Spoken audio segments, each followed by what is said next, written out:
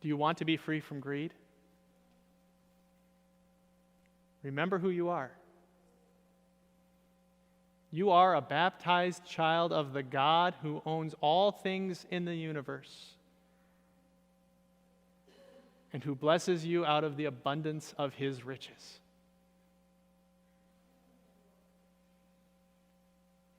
So what then do you do with these blessings?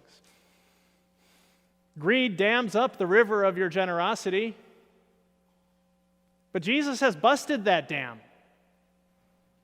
So let the waters of blessing cascade on your family and friends, on your church, on your community. And don't just sit back and wait till a need presents itself. Actively seek ways to give away what God has given you. He's got plenty more where that came from. Seek out ways to share your blessings with the people around you.